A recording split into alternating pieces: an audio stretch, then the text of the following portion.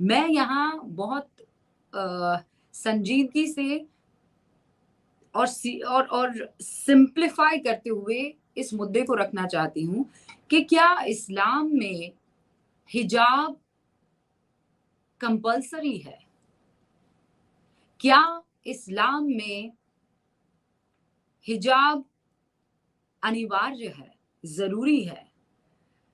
मैंने बहुत सी आयतें पढ़ी, बहुत से कुरान के चैप्टर्स खंगाले। इनफैक्ट जितने भी आलिम शख्स हैं जिन्होंने अलग-अलग लेवल पर ये आर्टिकल लिखे या उसे एक्सप्लेन करने की कोशिश की, वो पढ़े। और अब मैं आपको बहुत आसान भाषा में समझाने की कोशिश करूँगी जो मेरी समझ में अब तक आया है। और इसको प्लीज़ अपने दिमाग में जितने भी सवाल या प्री कंसीव्ड नोशंस हैं, उसको हटा कर रखिएगा। जितने भी लोग हिजाब पर बार-बार चर्चा करते हैं, जो हिजाब शब्द का जो प्रयोग होता है, या आप करें या कोई और करे, औरत के सर या बाल को ढकने वाले स्कार्फ से उसका कोई मतलब नहीं है कुरान में। कुरान में 7 मर्तबा हिजाब का ज़िक्र आया है और हिजाब जब वहाँ पर कहा जा रहा है तो वो हेड स्कार्फ के रूप में नहीं उपयोग किया जा रहा है। उन चैप्टर्स में जब हिजाब का ज़िक्र हो रहा है, तो वो एक दीवार के तौर पे, एक पर्दे के तौर पर, खुद पे चढ़ाया गया पर्दा नहीं, मेरे और सामने वाले के बीच में एक पर्दे के तौर पर उस रूप में उसे इस्तेमाल किया है, या एक मास्क के तौर पर उस रूप में इस्तेमाल किया गया है, या फिर वो जो आपको सामने वाले से छुपा रहा हो, उस रूप में इसका इस्तेमाल किया गया है, हेड स्कार्फ के रूप में नहीं। ये समझ लीजिए, कुरान की मैं बात कर रही हूँ। Now let's come to that most important chapter और उसकी वो वर्स जिसमें हिजाब का सबसे ज्यादा जिक्र करते हुए मौलवी हो या तमाम दीन के जानकार हो, कहते हैं कि देखिए इसमें चर्चा हो रही है या नहीं। आज एक भाई साहब यहाँ पर आए थे, अपने आप को इस्लाम का जानकार कहते हैं, बहुत बड़ी-बड़ी बातें कर रहे थे और वो ये कह रहे थे कि हुजूर के खानदान की जो बच्चियाँ, हुजूर के खानदान की जो औरतें, हुजूर के खानदान की जो बीवियाँ जिस तरीके का पहनावा रखती थी, हमारा जो इंस्पिरेशन है वो है। हम उनकी तरह जो है पहनना चाहते हैं। वो जो भी बात करने की कोशिश कर रहे हो या बरगलाने की कोशिश कर रहे हो, सच ये है कि कुरान में ज़िक्र इसी बात का है।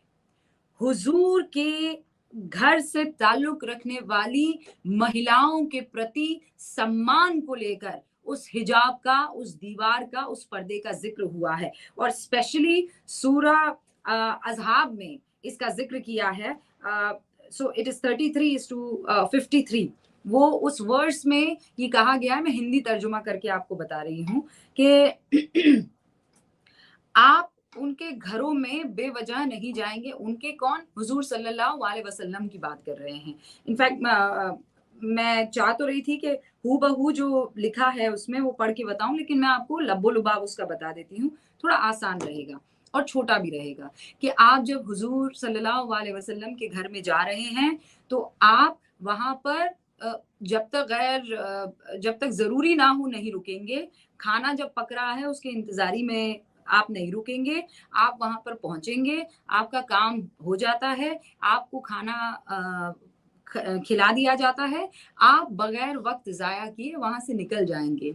हुज़ूर सल्लल्लाहु और ये सब कहा गया, हुज़ूर सल्लल्लाहु अलैहि वसल्लम थोड़े शर्मीले हैं, वो आपसे ये बात कहने में शर्मा सकते हैं, पर अल्लाह नहीं शर्माता है।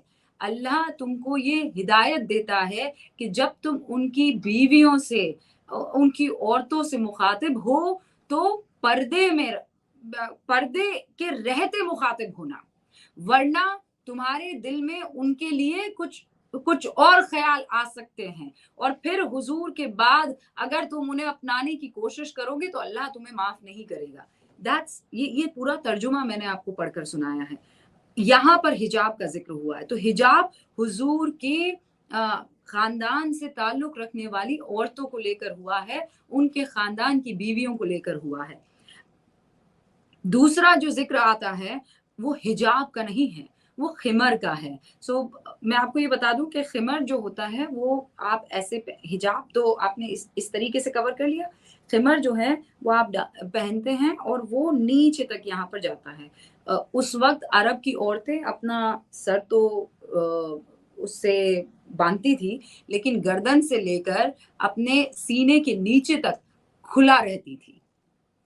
ये और अरब में उस वक्त जो है लोगों को इतनी समझ और वो अक्ल नहीं थी, तो हुजूर ने तब फरमाया था कि तुम जो है अपने बदन को और अपने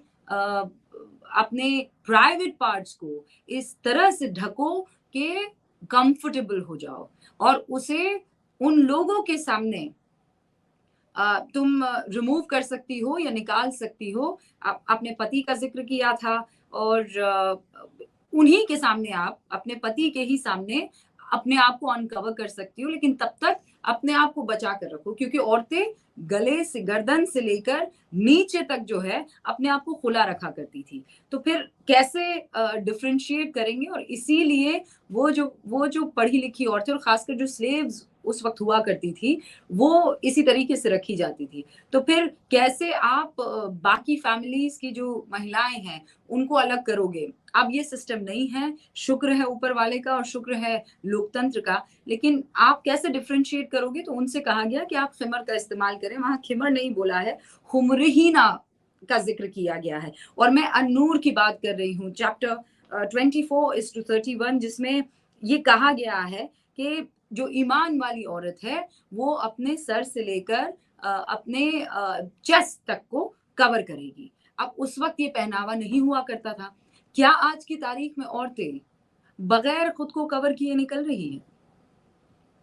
ये तब का जमाना था, तब इस बात का चर्चा था और इस्लाम ये बात कहता है कि नो कंपल्शन इन रिलीजन, किसी चीज की जबरदस्ती नहीं हो सकती है। आप कहेंगे कि अरे ये हमने कहा जबरदस्ती की, लड़की पहनना चाह रही है पहन लीजिए। आप 2-2 साल की छोटी बच्चियों को अपने घर में, आपकी कोई छोटी सी बच्ची है साल भर की, 2 साल की, जिसे ना समझ है ना अक्ल है अभी दुनियादारी की, आप उसे रोज जो है जबरदस्ती कोई भारी कड़ा पहनाना शुरू कर दीजिए, इस हाथ में, गले में भी और पाँव में भी, और जहां आप चाहते हैं, एकदम एकदम भयंकर वाला।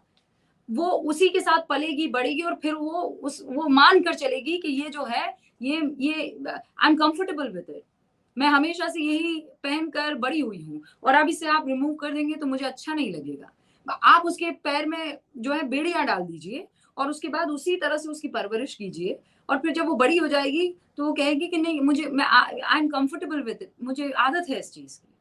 आप उस छोटी सी बच्ची को वो बगैर समझे, उस छोटी सी बच्ची को जब आप रोज खिमर पहनाने लगते हैं या हिजाब पहनाने लगते हैं, फिर वो उसके साथ बड़ी होती है। फिर जब आप उसे रिमूव करने के लिए कहेंगे तो वो अनकंफर्टेबल हो जाएगी। तो अब ये बताइए कि कौन गलत हुआ? उस बच्ची को डिसाइड करने लेने दीजिए ना, जब वो बड़ी होगी वो डिसाइड करेगी। अगर उसे पसंद आएगा खुद को कवर करना तो वो करेगी, और अगर उसे पसंद नहीं आएगा, पीयर प्रेशर और सोशल प्रेशर ये डालकर तो आप ये काम आसानी से कर सकते हैं और यही होता आया है।